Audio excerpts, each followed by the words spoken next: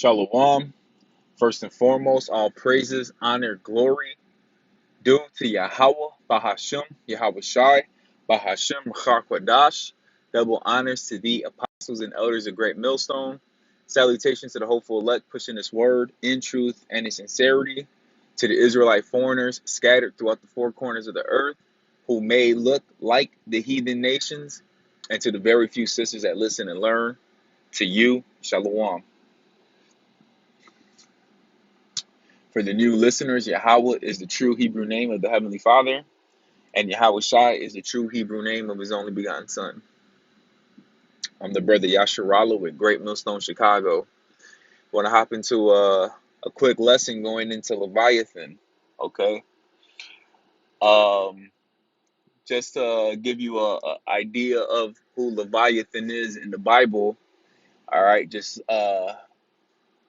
you could sort of say he's Godzilla, all right, from the movie Godzilla, that big old dragon looking creature. All right, that's where they got Godzilla from. All right, it was from the Bible, which his name in the Bible is Leviathan. All right, and here's a video I came across on TikTok that pretty much very well may possibly be a Leviathan. All right, because there's more than one. All right, and I'm pretty sure there's more than one type of Leviathan. And you got to understand, I was watching a video earlier this morning, which was talking about the ocean. Pretty much Esau only got like 5% of the ocean mapped out, the floor of the ocean. And I think the deepest he has gone was about 11,000 feet. All right, so we don't really know, all right, what's down there if Esau supposedly only got 5% of the ocean mapped out. All right, so I'm going to play the video and hit some scriptures. He picks up something extremely long. The creature is trying to avoid the light.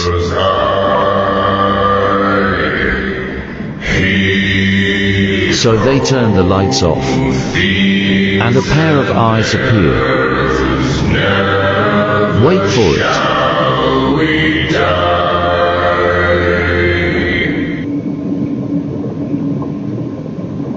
What was that? Follow under the sea picks up something extremely long. Alright, so let's grab some scriptures. Alright, this is the book of Job 41:1. Alright, it reads, canst thou draw out Leviathan with a hook, or his tongue with a cord which thou lettest down? The answer is no. Alright, you can't catch. It's not like you can go fishing and you're gonna catch him on the hook. Alright, it says, canst thou put a hook into his nose, or bore his jaw through with a thorn? Will he make a covenant with thee, wilt thou take him for a servant forever? All right, because Esau likes to capture animals. All right, look at the zoo. All right, you even got a ocean zoo where they got like a whole bunch of whales trapped up in cages in the ocean. All right, you could look that up. So you're not going to be able to capture him like a pet. It says, wait, where was I at? Verse 5, shalt thou play with him as with a bird, or wilt thou bind him for thy maids? Shall the companions make a banquet of him? Shall they part him among the merchants? Canst thou fill his skin with barbed irons, or his head with fish spears? Lay thine hand upon him, remember the battle, do no more. It says, behold, the hope of him is in vain. Shall not one be cast down even at the sight of him? Because there's going to come a point in time where Yahweh is going to reveal Leviathan. He's going to use him. And when y'all see that, people are going to be shitting on themselves. I had a vision a while back, a few years ago, where I was standing on a beach, all right, and I seen like about like shoot, I want to say over a dozen leviathans come out the ocean, but they were pretty far off in the distance, but they were huge, where they pretty much look like skyscrapers. And then the people on the beach started running and screaming, at the sight of him, but at the sight of them, because there was more than one. And I was just, I stood on the beach and I was praising the Lord while everybody else is running. All right, and that's gonna happen when they see the sight of him. It's gonna be fearful. Verse 10: None is so fierce that dare stir him up. Who then is able to stand before me? Who hath prevented me that I should repay him? Whosoever is under the whole heaven is mine. I will not conceal his parts, nor his power, nor his comely proportion. Who can discover the face of his garment, or who can come to him with his double bridle? Verse 14. Who can open the doors of his face? His teeth are terrible round about. And again, a good depiction will be Godzilla. When people saw Godzilla, he had those teeth. All right, it's going to describe more of him. His scales are his pride, shut up together as with a closed seal. One is so near to the other that no air can come between them. They are joined one to another. They stick together that they cannot be sundered. And that's going into his scale. It's like it's pretty much armor. All right. And when you watch the movie Godzilla, you look at Godzilla. He had those armored scales, especially that ran across his back. All right. It says, by his neesing, a light doth shine, and his eyes are like the eyelids of the morning. And when you seen the in the video when that creature, which I believe was a Leviathan, opened his eyes, it looked like he had light in them. All right. 19. Out of his mouth go burning lamps, and sparks of fire leap out. And again, going back to the reference of Godzilla, what did he have? One of his powers is what? Shooting fire out of his mouth. All right. And it's not too far fetched because there's a beetle. All right. There's a beetle on Earth that literally can shoot fire. All right, from its rear end. All right. The Lord created a beetle that's able to shoot a gas and spark at the same time to generate a blast, like a spark, sort of say, as a defense mechanism to escape. And I seen a video where the frog swallowed the beetle, and then the beetle ended up using that defense mechanism where it shot fire, all right, from its rear, because that's where it has it at, and the frog threw it up. So it's not too far fetched that the Lord can create a huge creature that could shoot fire out of its mouth. Why do you think they got dragons? That's what a dragon does.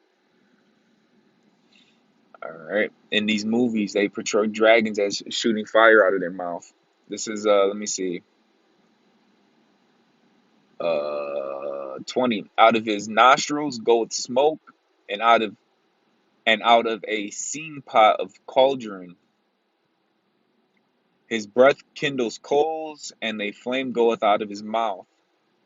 In his neck remaineth strength, and sorrow is turned into joy before him. The flakes of his flesh are joined together. They are firmed in themselves. They cannot move. So pretty much he's armored up. His skin is so tough, and his scales are so tight, knitly together, that he's impenetrable. It says his heart is as firm as a stone, yea, as hard as a piece of the nether millstone. When he riseth up himself, the mighty are afraid. by reason of breaking, they purify themselves. The sword of him that layeth at him cannot hold, the spear, the dart, nor the harbingen, if I'm pronouncing that right. He esteemeth iron as straw, and brass as rotting wood. So he iron ain't nothing to him, right? He could break through iron like a horse chew straw, all right? And brass as rotten wood. So pretty much he has incredible strength. It says the arrows cannot make him flee. Sling stones are turned with him into stubble. So no matter what you throw at him, there ain't nothing that you could do against him. Darts are counted as stubble. He laugheth at the shaking of the spear. Sharp stones are under him. He spreadeth sharp pointed things upon the mire. He maketh the deep to boil like a pot. He maketh the sea like a pot of ointment. All right, so this isn't, part of the scriptures, but I'm just speaking as a man. I believe for the most part, the Bermuda Triangles, you got a couple of them. You got the Devil's Triangle, you got the Bermuda Triangle. You got certain areas where if you travel in there, right, your ass is you just disappear. And I believe that that's where they dwell at. But speaking as a man, all right, um, that's why I'm gonna read the next scripture after this. Let me just finish this. It says, let me see, 32. He maketh a path to shine after him. One would think the deep is too hoary. Upon the earth there is not his like, who is made without fear. He beholdeth all high things. He is a king over all the children of pride. Right. So Leviathan, he's like the king of the jungle, sort of say for the ocean. All right. He's top tier, you know, the top of the food chain.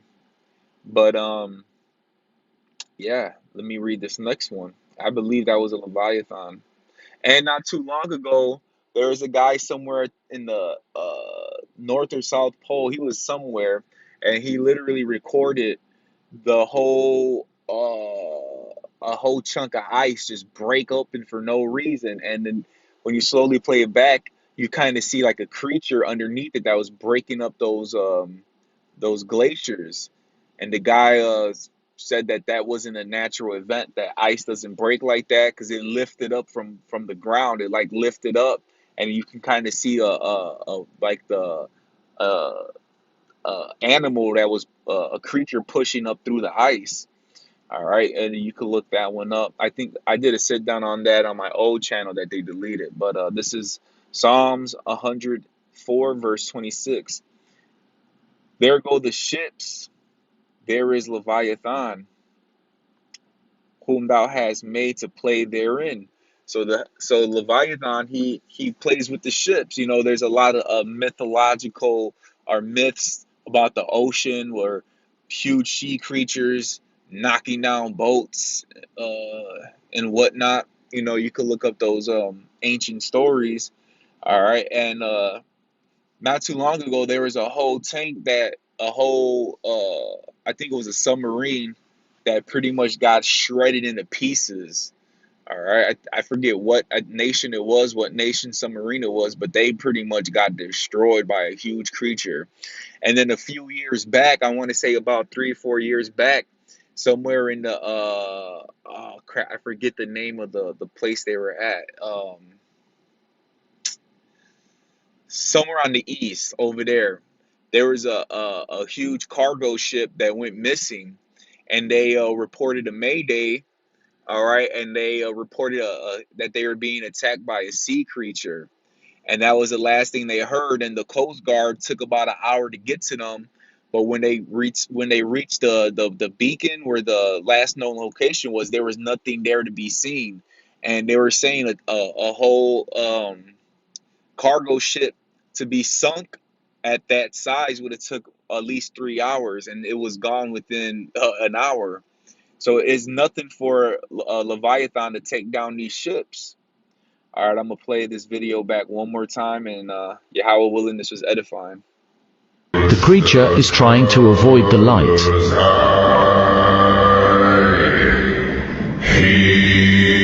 So they turn the lights off, and a pair of eyes appear. Wait for it.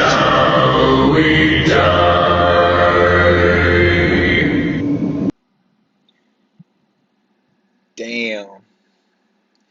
Now just looking at it for what it is, that's a big ass head. All right.